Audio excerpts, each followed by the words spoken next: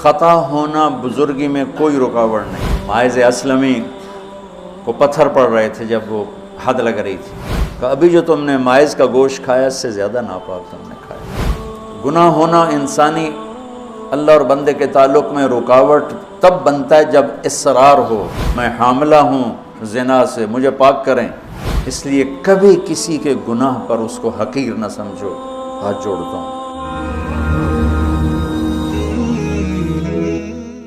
انہو من یتق، وہ انسان ہی نہیں جس سے خطا نہ ہو، اور پھر وہ انسان ہی نہیں ہے جو خطا پہ شرمندہ نہ ہو، پھر وہ شیطان ہے۔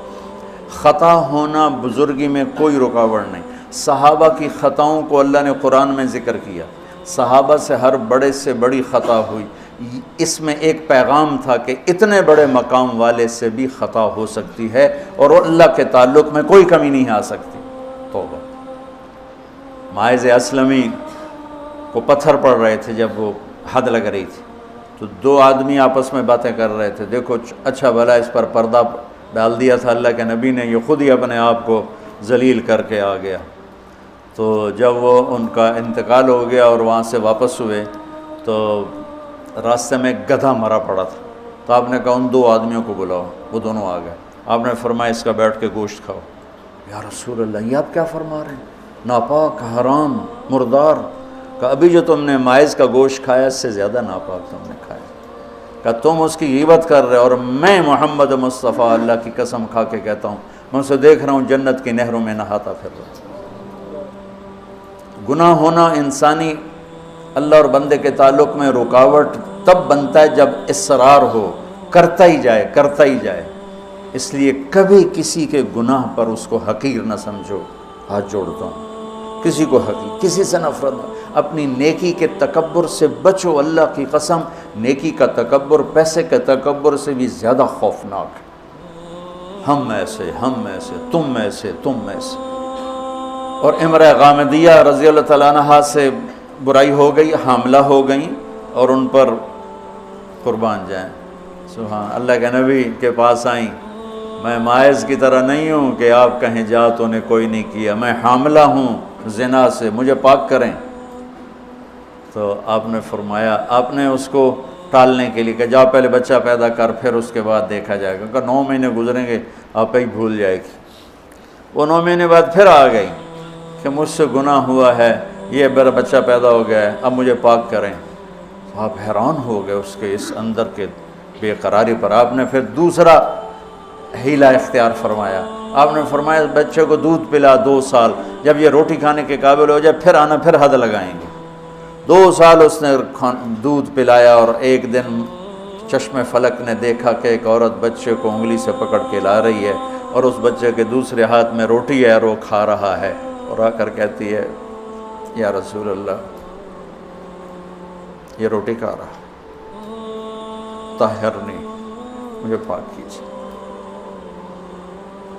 میرے نبی کے بھی آنسو نکل آئے۔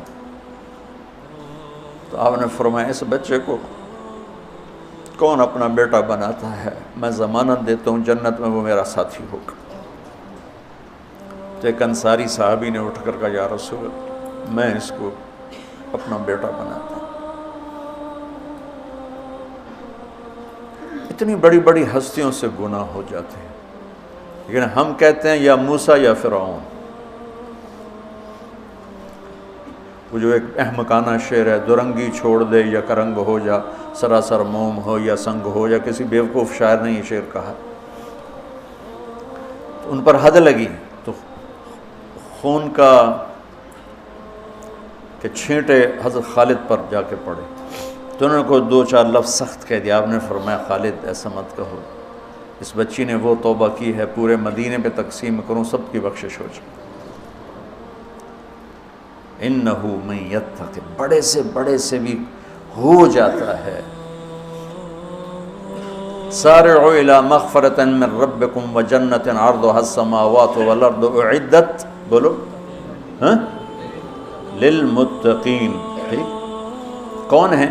الذین ینفقون فی السراء والضراء، جو تنگی اور فراخی میں خرچ کرتے ہیں، والکاظمین الغیظ، جو غصے کو پیتے ہیں، والعافین عن الناس، جو لوگوں کو معاف کرتے ہیں، واللہ یحب المحسنین، اللہ احسان کرنے والوں کو پسند کرتا ہے۔ اب آگے بھی تقوی والے ہی آ رہے ہیں۔ والذین اذا فعلوا فاحشۃ، فاحشہ میں نے بتایا تھا نا قرآن میں کس معنی میں آتا ہے، اور یہ کس کے بارے میں؟ اللہ اکبر،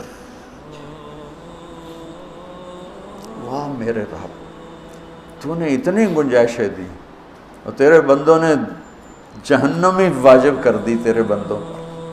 مجھے ایک پڑھا لکھا نوجوان کہنے لگا تسی مولویاں ساڑھے کو ساڑھا رب کھولے، اور ساتھ ہی رونے لگا کہ تسا مولویاں ساڑھے کو ساڑھا رب کھولے، ڈرائی جاندن ڈرائی جاندن ڈرائی جاندن۔ والذین اذا فعلوا فاحشۃ، یہ بھی تقوی والے ہیں، او ظلموا انفسهم، یہ بھی تقوی والے ہیں، ذکروا اللہ فاستغفروا لذنوبہم ومن یغفر الذنوب الا اللہ ولم یصروا علی ما فعلوا۔ یہاں آ کے جدا ہو گیا، متقی اور فاسق جدا ہو گیا کہ متقی بھی یہ سارے گناہ کر سکتا ہے لیکن وہ چھوڑ دیتا ہے، اصرار نہیں کرتا، روتا ہے، معافی مانگتا ہے، اور جو بدماش ہوتا ہے وہ کرتا جاتا ہے، وہ کہتا ہے ویکھی جائے گی ویکھی جائے گی۔ تو جنت میں جانے والوں کے بارے میں میرے رب کا قرآن یہ کہہ رہا ہے، ہم ایسی احمقانہ سوچ کے مالک ہیں کہ نیک آدمی تو بن جائے معصوم پاک نبیوں کی طرح، اور جو نافرمان ہے وہ فرعون بن جائے، وہ کیوں نیکی کرتا ہے؟ میرا کالج کا ساتھی تھا احمد مصطفیٰ، 96 میں فوت ہو گیا۔ اس کا چلہ لگا تو سارے عیب چھوٹ گئے، صرف شراب رہ گئی تھی، تو وہ نشے میں اس کے دوستوں نے اس کو گھر کے دروازے کے سامنے اتارا تو وہ دروازے پر ہی گر کے پڑا ہوا تھا۔ تو پولیس کی گزری وین تو انہوں نے اٹھا کے ڈالا اور چوکی لے گئے۔ صبح اس کی آنکھ کھلی تو روشنی ہو رہی تھی، تو اس نے سپاہی بھی جانتے تھے، اچھا بڑے آدمی کا بیٹا تھا، خود بھی کافی مشہور تھا، تو اس نے کہا یار جلدی جلدی مصلی لوٹا لو، میں نے نماز پڑھنی۔ تو کہنے لگا راتی کی کر دے رہے ہو؟ تو کہنے لگا اسے واسطے تو نماز پڑھن لگا کہ منہ کالا کیتا ہے دھو بھی لواں۔ اور ہمارا کیا تصور ہے، تیری روٹی حرام، تجھے نمازوں کا کیا فائدہ، تو داڑھی منڈاتا ہے، تیرا کیا دین ہے، تیری شکل ہی کافروں جیسی ہے، تیرا کیا دین ہے۔